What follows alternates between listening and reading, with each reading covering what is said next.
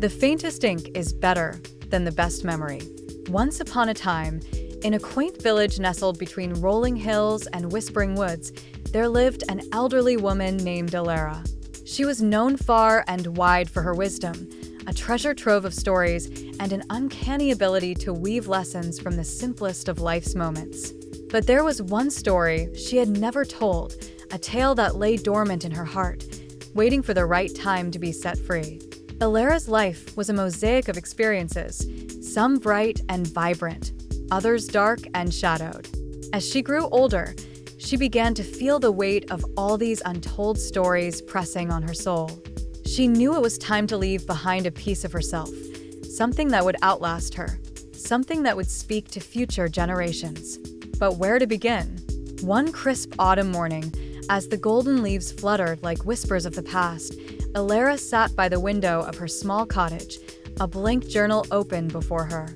The thought of writing her memoir felt daunting. How could she possibly encapsulate a lifetime in a few hundred pages?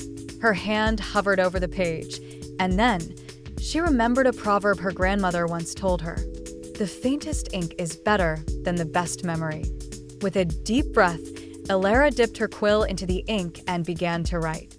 Alara closed her eyes and let her mind drift back to the earliest memory she could recall.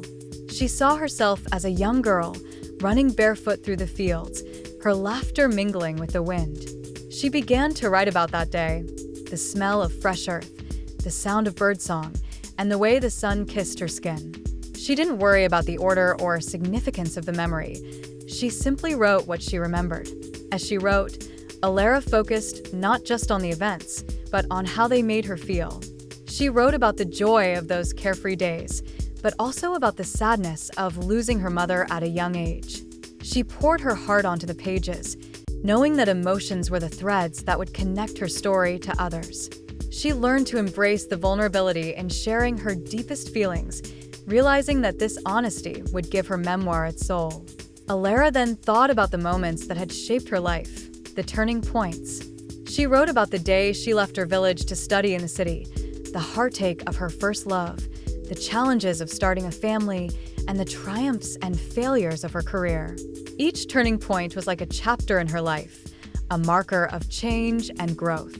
She let these moments guide the structure of her memoir, using them as anchors to hold the narrative together. As she wrote, Alara took the time to reflect on what each experience had taught her. She didn't shy away from the mistakes she had made or the regrets she harbored. Instead, she used them as lessons, each one a gem of wisdom to be passed on to those who would read her memoir. She realized that her life's value wasn't just in the experiences themselves, but in the insights she had gained from them. Alara discovered that writing a memoir was not just about recounting events, but about finding her voice, her unique way of telling her story.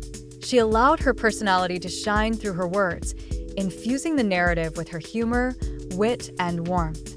She realized that this was her story, and it was up to her to tell it in a way that felt true to who she was. As the pages of her journal filled up, Alara understood that her memoir didn't have to be perfect. There would be gaps in her memory, parts of her story that were unclear or unresolved. And that was okay. Life was messy, and so too could be her memoir. What mattered was that she had taken the time to write it down, to preserve her story in her own words.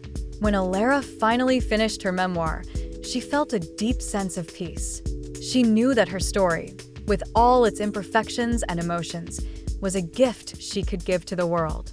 She shared it with her children and grandchildren, who were moved by the honesty and wisdom within its pages. Alara realized that her memoir was not just a record of her life, but a bridge that connected her past to the future.